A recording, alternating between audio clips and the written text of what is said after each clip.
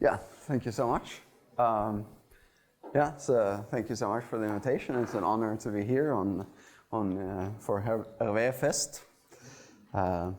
So originally I had said that I was going to talk about compact composition operators, so this is sort of a follow-up from the previous talk. First I was going to say on spaces of Dirichlet series, but that turned out, as always, to be too ambitious when I actually wrote the talk. So I'll just talk about the Hardy space of Dirichlet series, which I mean p equals 2, so I won't make an attempt to cover any other space, so sorry for that. Okay, so the setup is similar to, or well, it's the same as been discussed by Ole. So we'll have the Hardy space of Dirichlet series, which initially we can just think of square summable coefficients. We'll have characters. So characters are completely multiplicative functions, so I've written in a slightly different way here, but they're determined through the prime factorization by the value on each prime. So in that way we can associate it with an infinite list of unimodular numbers, i.e. an element of T infinity. And then we have this vertical limit function of which there's many different points of view where we modulate the coefficients with this, but I think from the point of view of this talk, maybe the best one useful point of view anyway, is that these are sort of random numbers that you put in to give the series better properties, right? Like you expect this when you put this in this kind of series. And I don't think I'll actually end up using it too much, but another viewpoint on H2 functions are as pure Fourier series on T infinity, where, so now the series takes each character to a number, and this gives you an L2 function, a very special L2 function, which has, with very few Fourier coefficients, very few non-zero Fourier coefficients. I guess this was not discussed about so I'll refer to, a Dirichlet series has various abscissas of convergence, right? So half planes that they converge to the right of, and I'll mention mainly the one for uniform convergence as soon as you take. So as Eero explained, I mean, you always have locally uniform convergence. So here I really mean uniform in the whole half plane and not just locally. And then another point of view on the sort of the formulas that Ole discussed. So we have, of course, these special characters, chi of t, so I'm just writing in a very complicated way that it's this character. And of course, if you then put that into the series, if you put that among your ANs, it just amounts to shifting your series by IT. So you can obtain this kind of formula, that Ole was discussing, that you have this sort of average, you compute this, you compute the H2 norm on the sort of if sigma equals 0 here on the imaginary axis, and you can compute that as sort of an average, a mean average, right? Because that corresponds to computing it as an average over the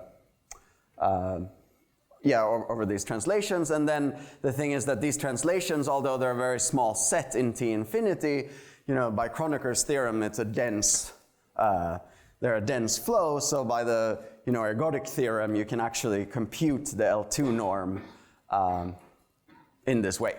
So that would be another viewpoint. I mean, maybe slightly different.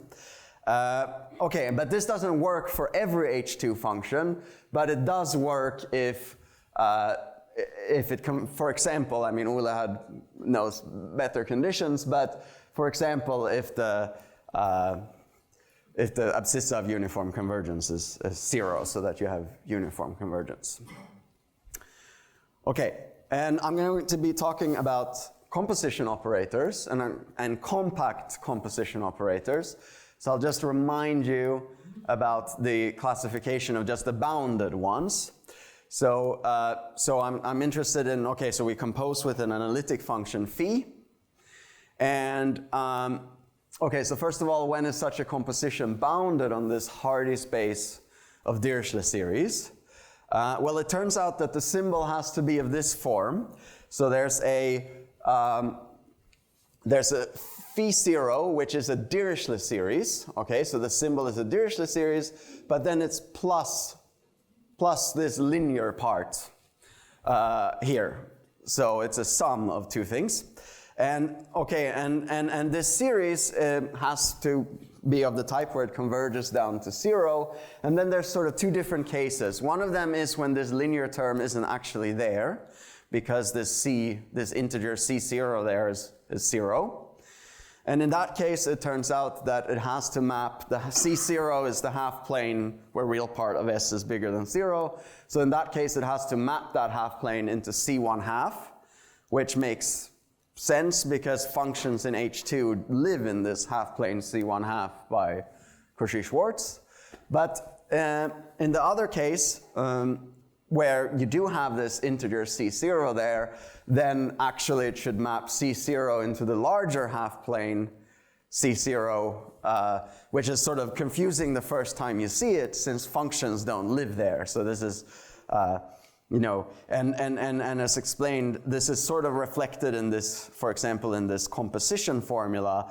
When you try to, modulate the composition, the behavior is sort of quite different depending on whether the c0 is there or not. Because if you have the linear term, you get this extra, you modulate the f, so that gives you, on average, a function with much better properties so that the composition actually makes sense.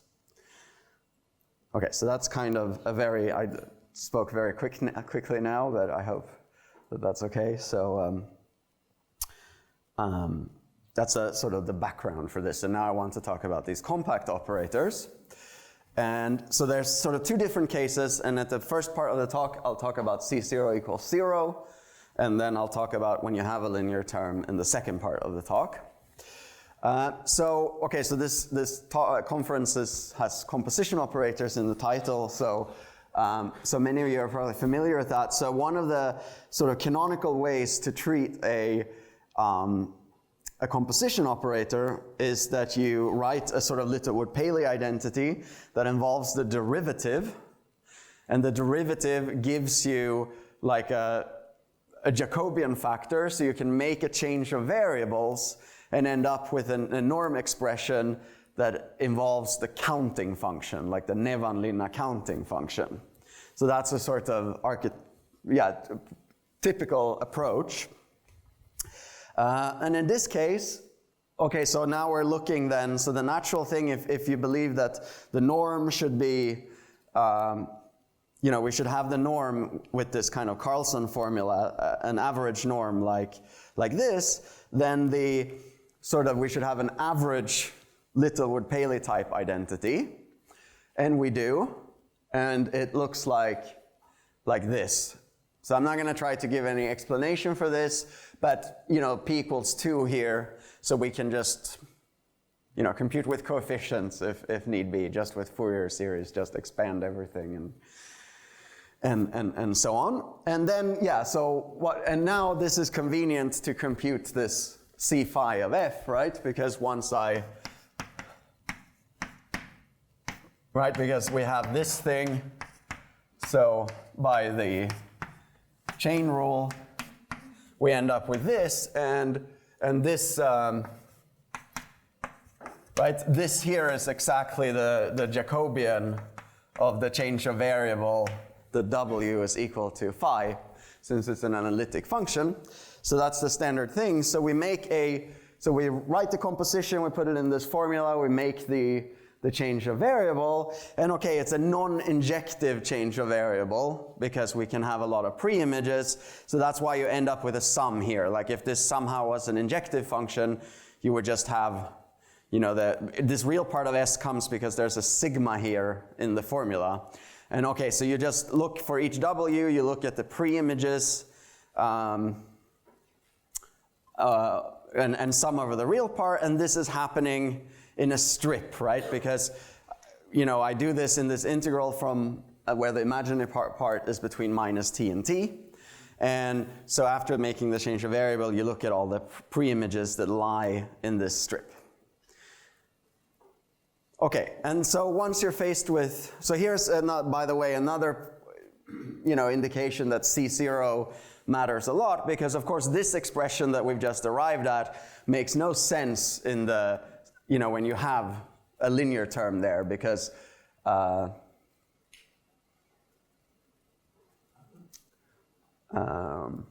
right, because in that case this wouldn't be C1/2, right? Because then you would have C0 here, and the function isn't even this function isn't even well defined in that bigger half plane. So you really need the mapping property here that the symbol takes you into C1/2 in order for this expression to make sense.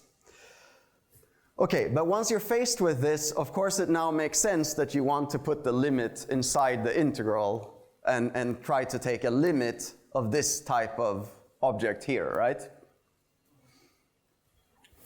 And so that's what I'm going to do. So to make that kind of limit, you need a sort of,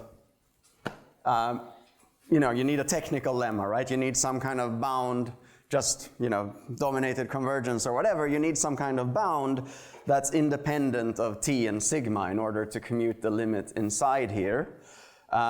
So I have this kind of technical lemma that I thought every talk should maybe have a proof, so I thought I was gonna give the proof of this. So what it says, the estimate is that, so as long as we're away, close to the point W, we'll always have a logarithmic singularity of this. So let's stay away from that.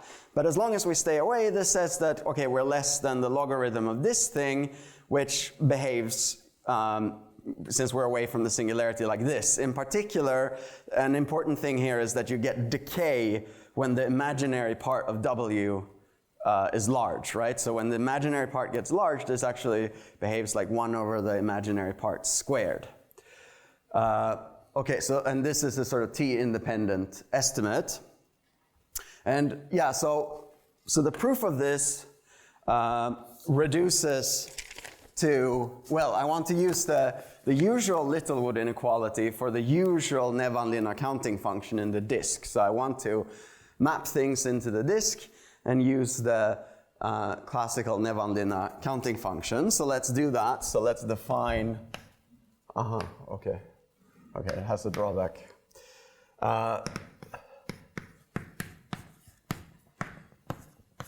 So let's take compose with the Riemann map that takes C1/2 to the Möbius map that takes C1/2 to the disk, which looks like this. And then, so then we can rewrite that for phi of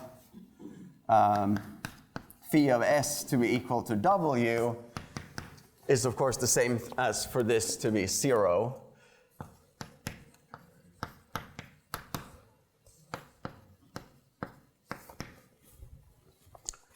So I didn't do much there, but it makes sense, of course, to map things to the disk. And then I'm going to look at this this map that takes the disk into sort of the half strip, right? Because the counting function, remember, is just in this half strip where the imaginary part is between minus t and t. So I'm going to consider this map where into this half strip, but for purposes that will be clear soon, I'm going to put 2t here.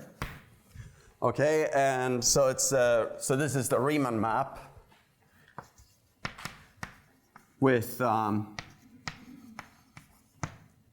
phi t of 0 equals t and positive derivative. So it takes the disk into 2t and minus 2t. So it maps us into this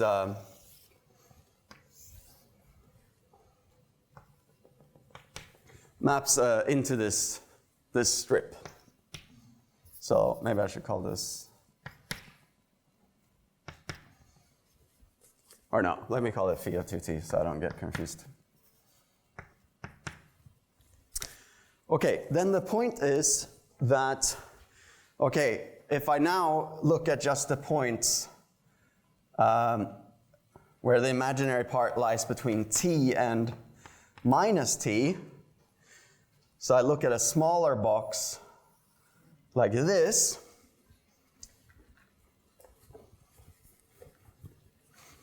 then I know very well, I have a good estimate there, so then I can say that the real part of S, right, because we're counting, the counting function I want involves the real part of S, and this will behave just like the logarithm of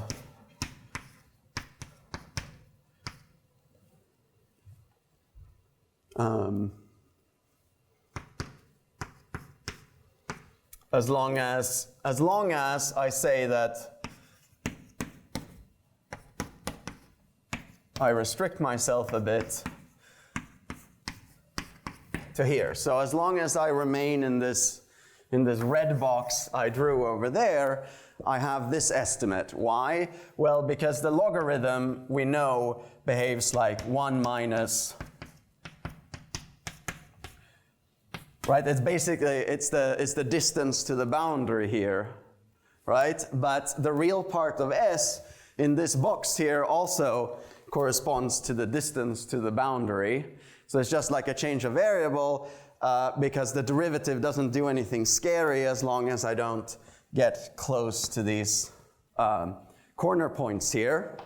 And the factor t just comes from, okay, we have to involve the derivative scaling as t grows large, so the t just corresponds to the scaling. Okay, so then we can say, so now I'm looking at this sum. So now we pretty much have it, right? Because what I wanted to do was to sum over those pre-images and look at sort of, okay, so phi of, S in phi inverse W, and the imaginary part of S is less than t. And okay, so this is now less than 1 over t. And now I can put this thing in here instead.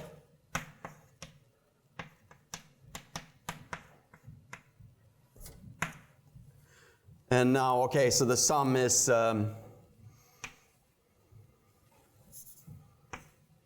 now this is in this phi W 0. And okay, and now it doesn't matter, after I've done the estimate, I can of course include all the points in the larger strip as well, right? So in the larger strip, okay, we don't have the same precise estimate there, but it's still something positive, so I'm just making the sum larger.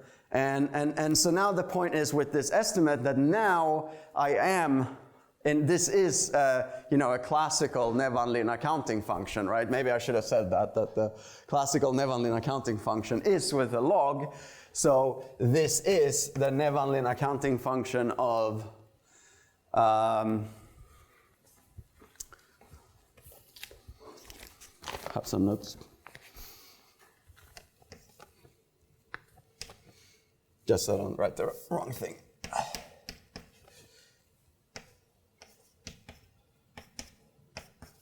Okay, if you think about it, this is this counting function. And therefore,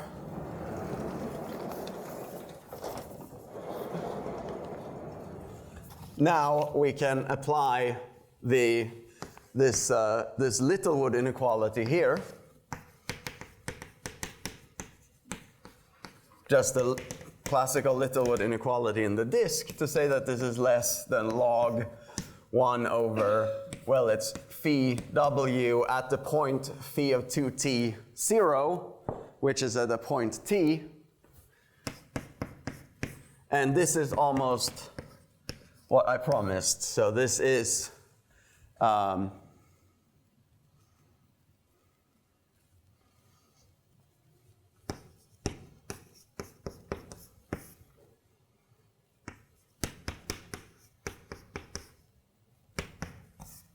Okay, and all that remains then is to replace this t with infinity. But, okay, so you just have to think a little bit about it on how to make t large in a, and think about how the uniformity works. But I don't want to think, okay, so that's how you get this kind of estimate. I guess another way to formulate this proof would be sort of in terms of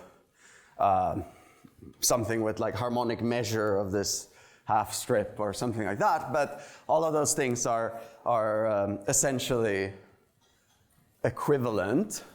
So how does one prove this Jensen, this Littlewood inequality? Well, it's via Jensen's formula, which I'm going to talk about later.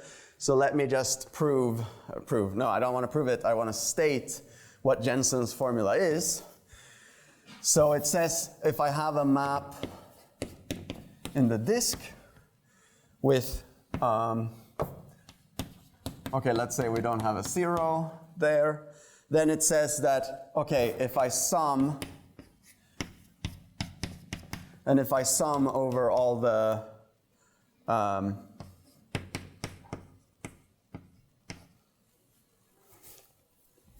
points that map to 0, okay, so there's this r here that's you can think of as tending to 1, then this is equal to 0 to 2 pi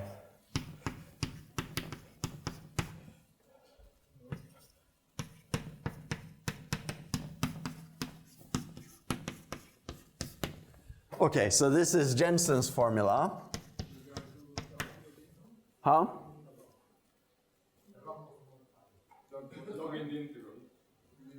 Oh, yes. Oh, let's hope I haven't made that mistake later too. Could be. Okay, thank you. Okay, so this explains this Littlewood inequality, because since the map is mapping the disk to the disk, the values are less than 1, so this is something negative, and that's where the inequality comes from. Okay, so yeah, so based on this formula, we want to commute the limit inside, and so when you do that, okay, so you can think of that as kind of a counting function for this setting, but it's sort of a mean counting function. It's in the aggregate, like an aggregate counting function, right? You count up to t, how many pre-images you have, and then you divide by t and hope to set something, to obtain something. And this Jensen formula is now essentially this Littlewood lemma that I've written here, which is this thing for in classical thing in function theory of Dirichlet series. It's also it's proven with basically with the residue theorem, right? Because the logarithms here are like the real part of the complex logarithm, while the argument is like the imaginary part of the complex logarithm. So this is a residue, a standard residue argument that to do this. Okay, so what to obtain this mean counting function, we want to divide by 2t and take a limit. And okay, so for this term down here, that's not scary because sigma 1 here I want to go to infinity, right? So once I divide by 2t,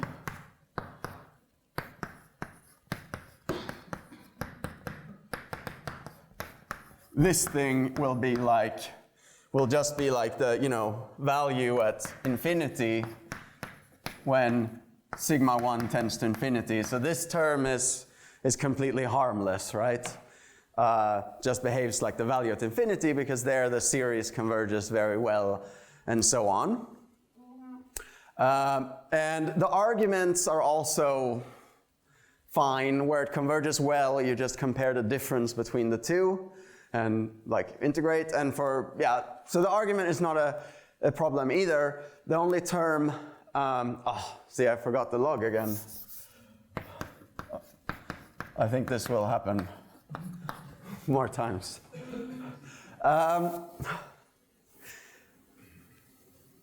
Okay. So, and the arguments are not fine either, so the only thing, what really matters is what happens with the first term there, where sigma 0 is close to 0 or tends to 0. Okay, but this actually is a pretty classical object studied by Jessen and Bohr and so on. So we have here in a more general setting than this, they were interested in almost periodic functions, but I'm just going to talk about Dirichlet series. So this Jessen function is exactly the first term here, where we divide by 1 over 2t, and we take a limit. Okay, and it's an old result of Jessen that this exists and that it's a convex function. The existence is not difficult. It's a standard, almost periodic ergodic theorem type argument. The only thing you have to take some care is, of course, you have some zeros on this line, but the logarithm is such a weak singularity that you can take care of this. The convexity I don't want to talk about. Okay, so we do have that function when we take the limit. And then I just want to notice for something auxiliary perhaps, is that, okay, formally we can apply the Cauchy-Riemann equations, right? Because, so formally the derivative of this Jessen function, we can just put the derivative inside. And like I said, the logarithm is the real part of the complex logarithm, while the argument is the imaginary part. So just as a formal calculation, we can replace dd sigma of the logarithm with ddt of the argument. And if you do that, since we're integrating from minus t to t, it's the change of argument, formally. It's the change of argument, so let's call that c plus of sigma. And then, okay, so this is a sort of a side note, but it's an interesting thing to mention, namely that this was sort of a big problem in the first half of the 20th century, which is whether this limit, this difference in argument actually exists. So this is a serious problem already for like a trigonometric polynomial. So there you could think of it sort of, so the interest comes from sort of planetary systems. So you could think of this, the sum of trigonometric polynomials describing a system of planetary motion. And so this is asking if there's sort of one aggregate average motion for the whole system at long time scales, which is why this was an interesting question to Bohr and others. Okay, and also note that the change in argument, again, just formally, by the residue theorem, we can just count the number of zeros inside. And so already here, so at least on a formal level in this change of argument, you get a more severe, right? Our counting function was milder because we have the real part of s here, but you get sort of this, where you're just counting the number of zeros and seeing how many there are on average in this strip and taking a limit. Okay, so I just wanted to mention this, the resolution of this problem due to Jessen and Turnehave, who showed that this mean motion always exists and that all these formal relations are actually valid.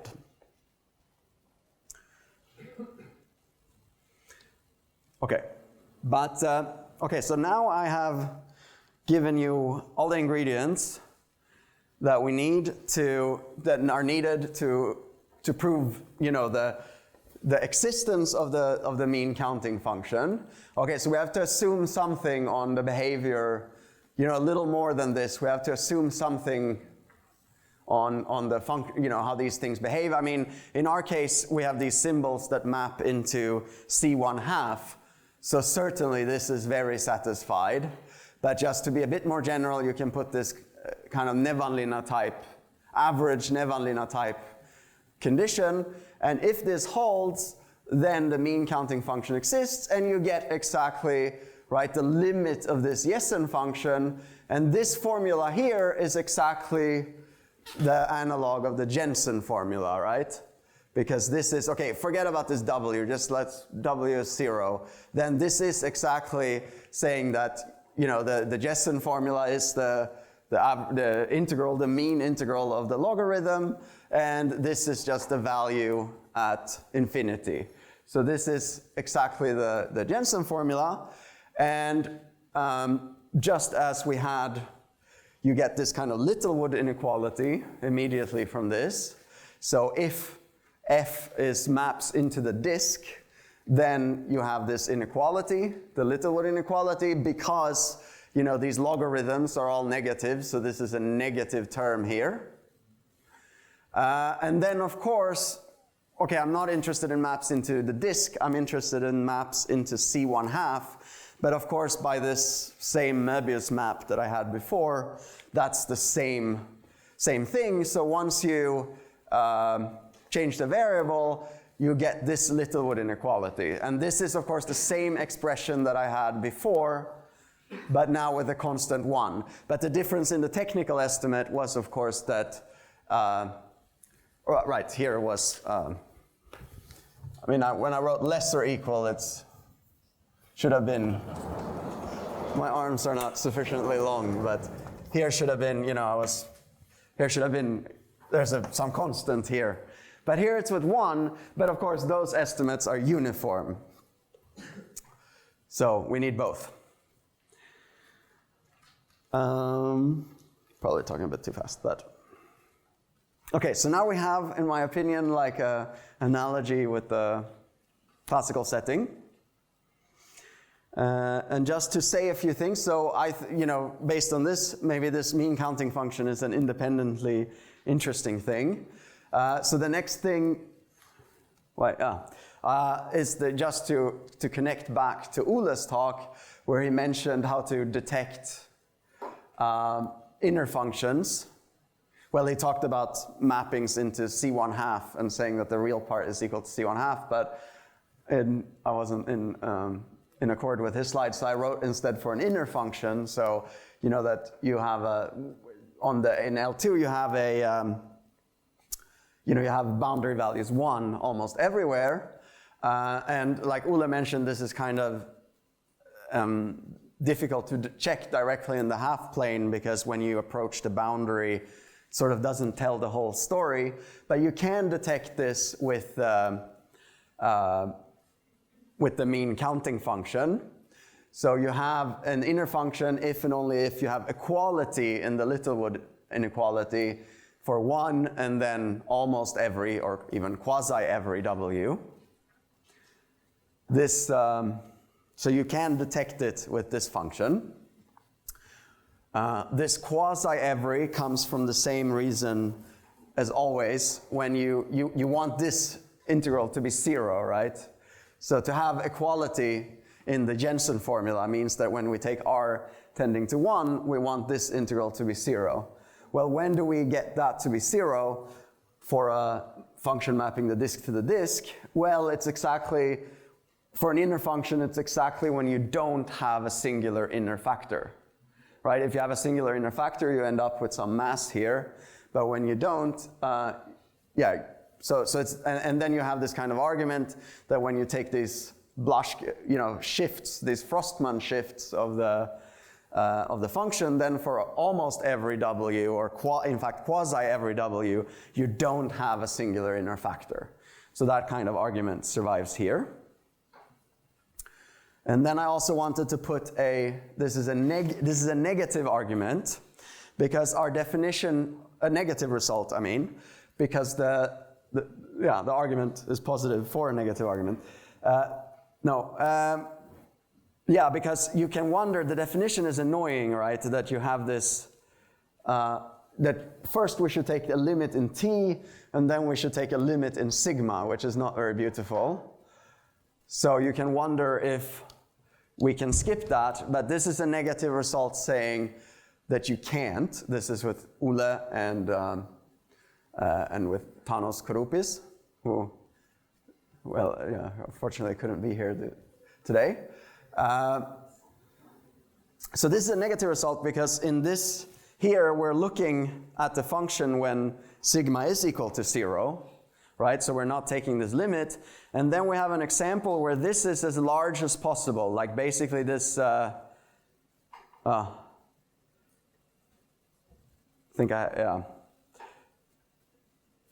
this is large.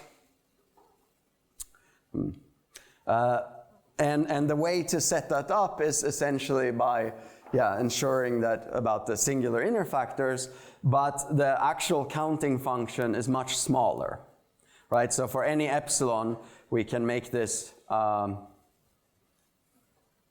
epsilon here could be a quarter, for example. So the actual mean counting function can be much smaller than what you get if you put directly sigma equals 0. And the reason for that is that you try to connect this this quantity here, you try to establish a similar type of, for the particular example, you try to establish a similar type of Jensen formula, and then you pick a function which has very large values on the imaginary axis, making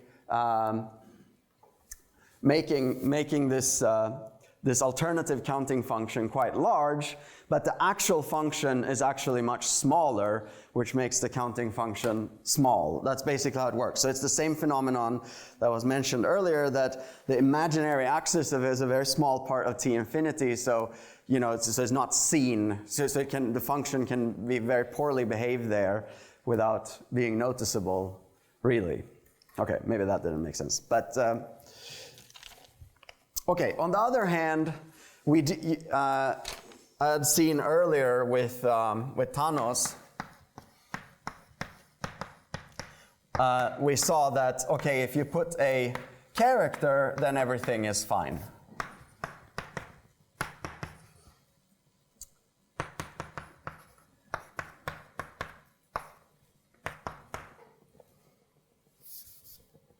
Oh, yeah, there's some.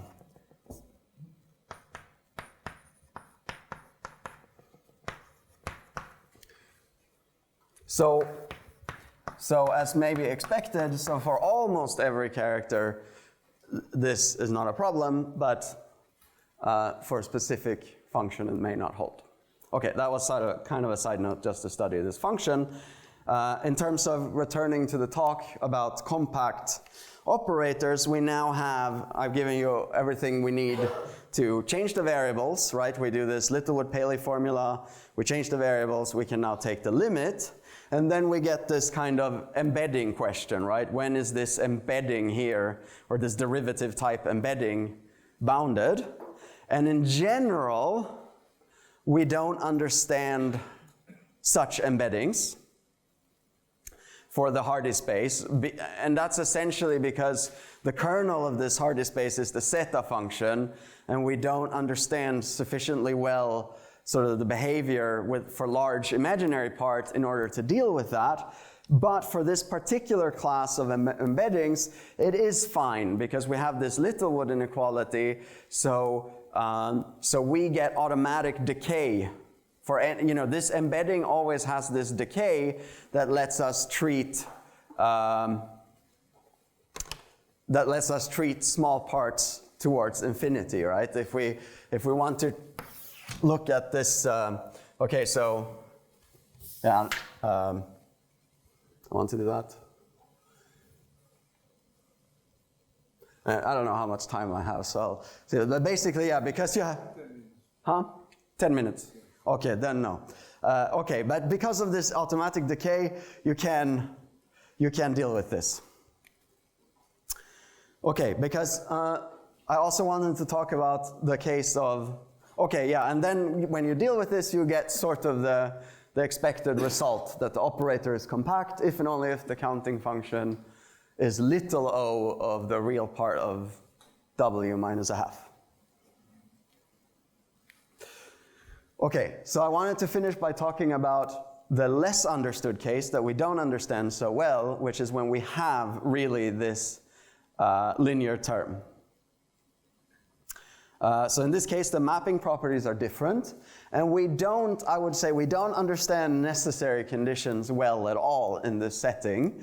So we don't know exactly what the right kind of quantity or function or whatever to look at is here, but one natural thing is to introduce just now the ordinary counting function. So now there's no averaging process or anything.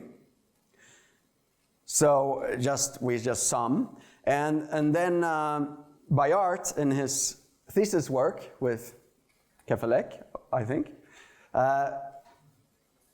well, I think it's from the thesis, but it's anyway in papers from early era, showed this kind of the equivalent of the Littlewood inequality.